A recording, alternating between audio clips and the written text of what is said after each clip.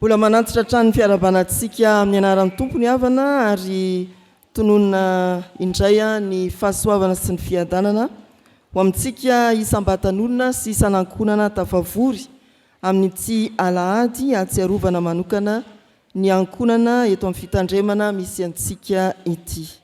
Ny fanahin'ny tompo hitarika antsika, ampifantoka antsika, ampitombo antsika amin'ny faharesendahatra mba hananantsika finoana fa manambara ny asan'Andriamanitra, mampahafantatra ny asan'ny tompo ny soratra masina. Ao amin'ny asan'ny apôstôly toko 10 andininy 420 tapany 2 no iarahantsika amin'ity fotoana ity. Asan'ny apôstôly toko 10 andininy 420 tapany 2 amin'ny anaran'ny tompo manao hoe: ary Kornelio niandry azy sady efa nampiangona ny havany sy ny tena sakaizany. Kornelio niandry an'i Petera sady efa nampiangona ny havany sy ny sakaizany akaiky. Ny fiangonan'i Jesosy Kristy eto Madagasikara ry havana dia manao ho zava-dehibe ny fiainan'ny isanankonana. Ankonana raha ny soratra masina na ao amin'ny testamenta taloha na ao amin'ny testamenta vaovao dia ireo miara-mitoetra ao ambany tafitrano anankiray. Trano no adika ny Baiboly hoe ankonana ao amin'ny soratra masina. Raha ny teny fototra na ny teny Hebreo na ny teny Grika na noratana ny Baiboly dia izay tononona hoe trano no nadika ny Baiboly teny malagasy hoe ankonana. Izay ao ambany tafitrano anankiray no atao hoe ankonana. Manao zava-dehibe ny fiainantsika isa-tokantrano ny fiangonan'i Jesosy Kristy eto Madagasikara ary dia nanokana iny herinandro lasiny atao hoe herinandro ny fianakaviana na herinandro ny ankonana. Nanohizana fitaizana ho anisana ankonana eo amin'ny fiangonana na ny fiarahamonina ahafahany mampanjaka bebe kokoa ny soratra masina sy manaiky ny asan'ny tenin'Andriamanitra eo amin'ny fiainan'ny isanankonana. Andriamanitra tokoa dia tsy miantso olona tsirairay fotsiny fa mitodika amin'ny ankonana manontolo. Maniry ahita tokantrano vontony finoana Andriamanitra ary dia mametraka fa ny ankonana no fototry ny fiangonana. Ny ankonana no sekoly voalohany ho an'ny finoana ary toerana isehoany ny asan'Andriamanitra, toerana anehoan'Andriamanitra, ampahafantaran'Andriamanitra ny asany. Mahavantana ny isanankonana ny hoe rehefa misy trangan-javatra manokana, tsingerinandro na aterahana, firosoana amin'ny sakramenta samihafa toy ny sakramentan'ny batisa, ny fanamasinam-panambadiana sy ny hafa, heverina hoe tranga miavaka eo amin'ny fiainan'ny ankonana dia miantso havana sy ny tena sakaiza akaika ny ankonana. Manasanareo fa tsingerinandro na aterahan'ny dada na ineny na izoko na izandry ity an'io ity. Manasanareo fa iroso amin'ny batisa ny ankonana. Manasanareo fa tapa-kevitra iroso amin'ny fanamasinana fanambadiana ny anankiray amin'ny zanakay. Trangan-javatra toy izany no anasana. Ary ao amin'ireny fanasana ireny dia misy soratra miavaka andiny soratra masina. Fa ny mahavantana antsika dia hoe aiza ilay toerana? Any an-trano ihany? Espasy mihitsy. Fa adintsika inona ny soratra masina? Tsy hoe manasantsika anotrina na isakafo ny fianakaviana raha tena fianakaviana marina izy, kristianina marina, fa manao zava-dehibe ny hoe andao manasanareo izahay mba hiaino ny tenin'Andriamanitra, mba hiaino sy hahafantatra izay lazainy ny tenin'Andriamanitra momba ny asan'Andriamanitra. batisa no atao, mariazy ny totosaina, tsingerinandro naterahana no anasana, fa ny zava-dehibe ao anatin'ny fanasana ho an'ny ankonana kristianina. Raha tena mifototra amin'ny soratra masina isika maha-protestantatsika dia ny hoe andao aloha ihany soratra masina.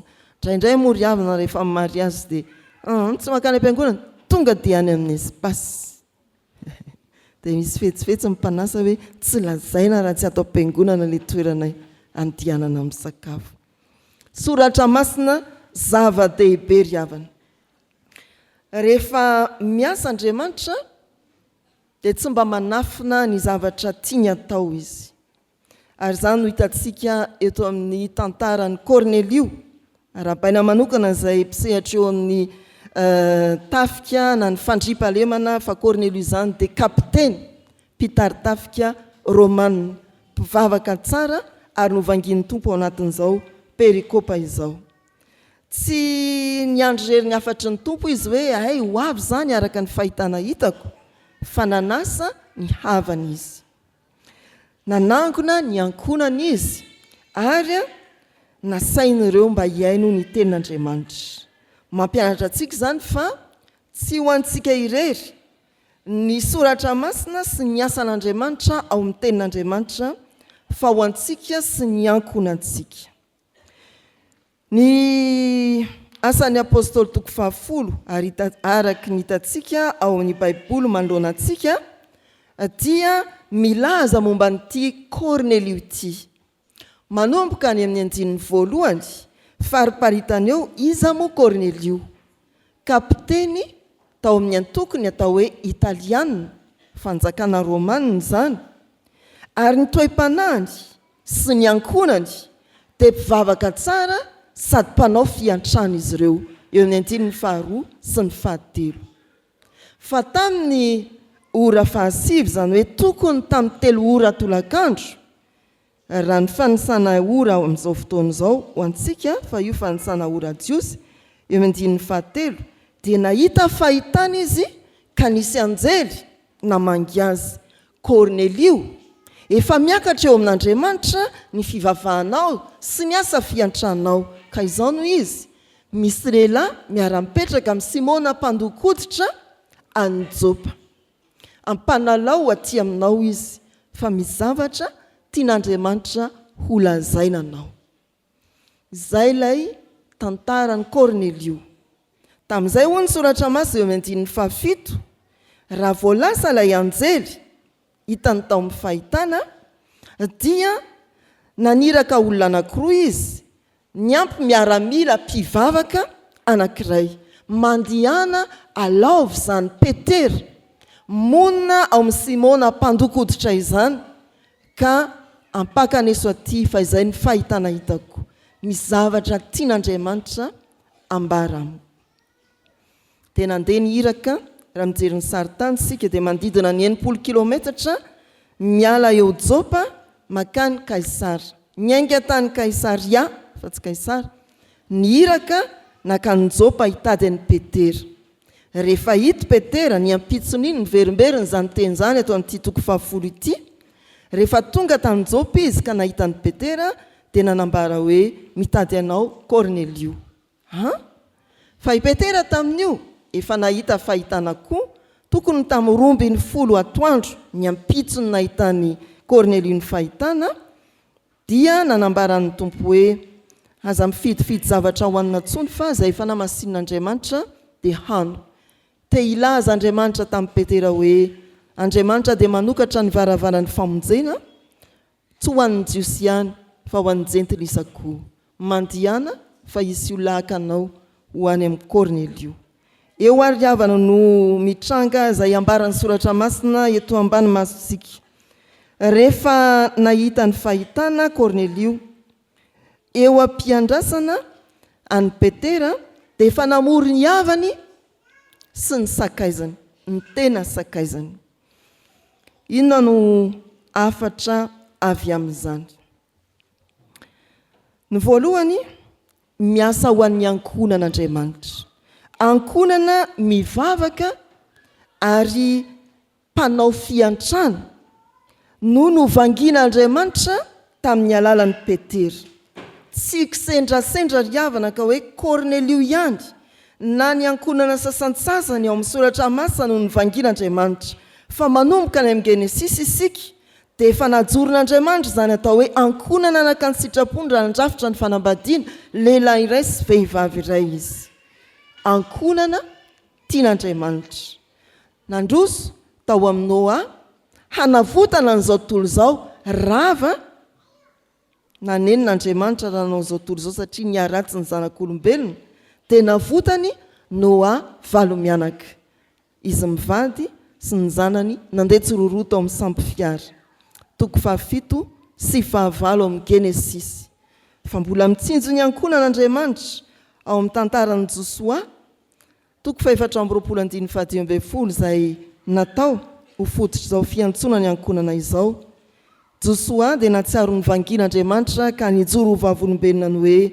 izao sy ny ankonako dia nompo an'i Jehova izahay ao amin'ny asan'ny apôstôly izay misy voambolana be indrindra ny amin'ny atao hoe ankonana dia santionany Kornelio izay hitantsika eto ireo mpianatra tranomaizina izay natao batisa izy mba amin'ny ankonany raha iny hoe natahotra mafinika saika nanatsoaka ny sabany saika hamono tena aza mamono tena fahatriany zahay izy sy ny ankonana natao batisa ireo vehivavy manakaja ombambady ao amin'ny asan'ny apôstôly 2:20 dia izany ilay filazana hoe tsy kisendrasendrany amin'ny Kornelio fa efa fomba n'Andriamanitra hatramin'ny voalohany ka hatramin'ny farany ny mijery ny isan'ankonana Andriamanitra dia liana amin'ny fifandraisan'ny mpivady Andriamanitra dia manao zava-dehibe ny fanabeazana ny zanaka Andriamanitra dia mitaona ary mankasitraka indrindra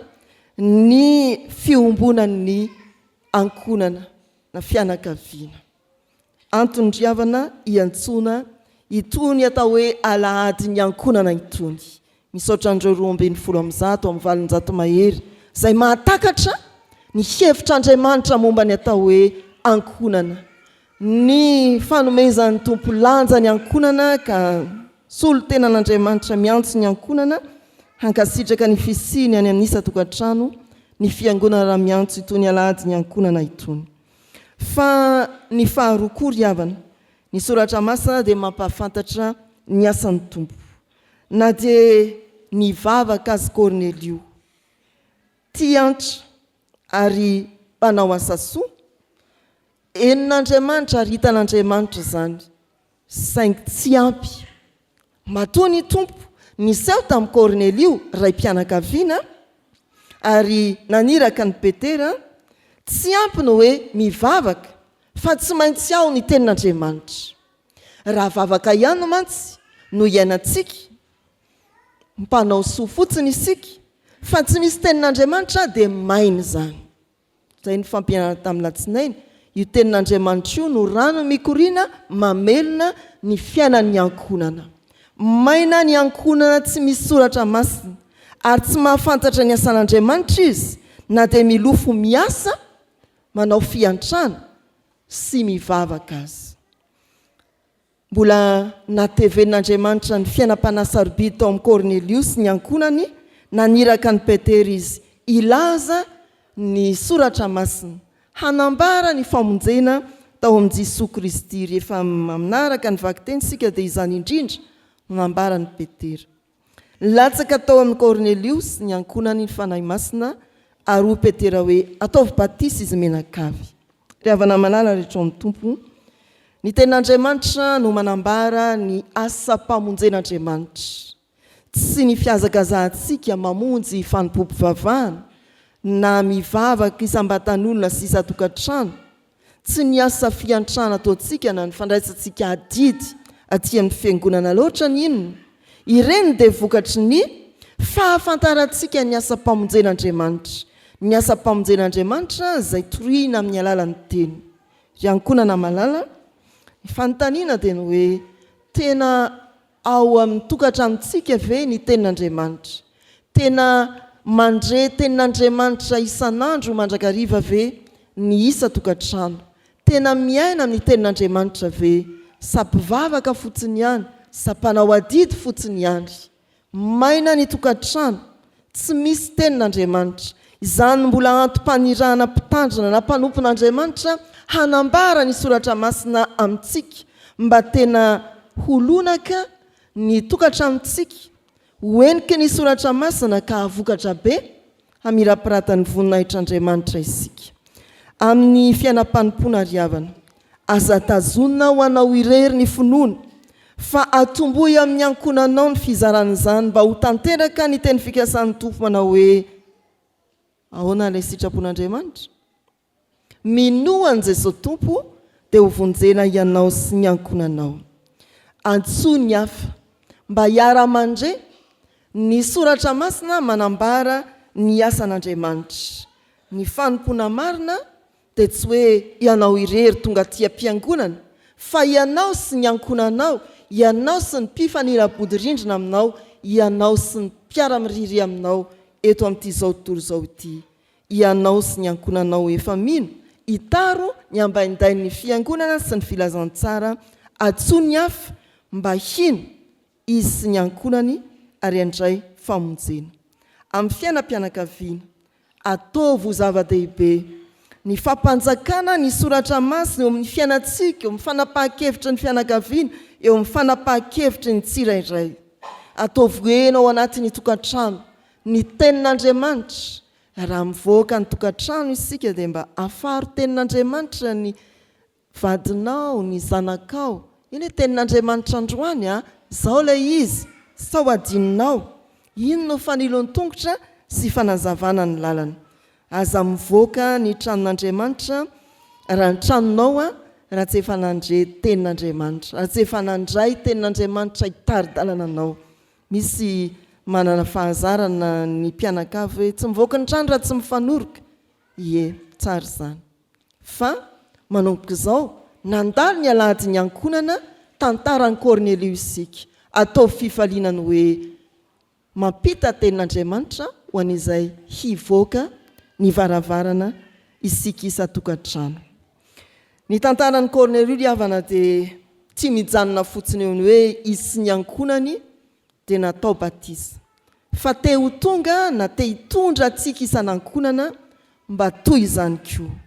Ankonana anjakan'ny tenin'Andriamanitra, mahafantatra ny asa mpamonjen'Andriamanitra ao amin'ny Kristy ary mandray an'i Kristy ho fiainana ao an-tokantrano.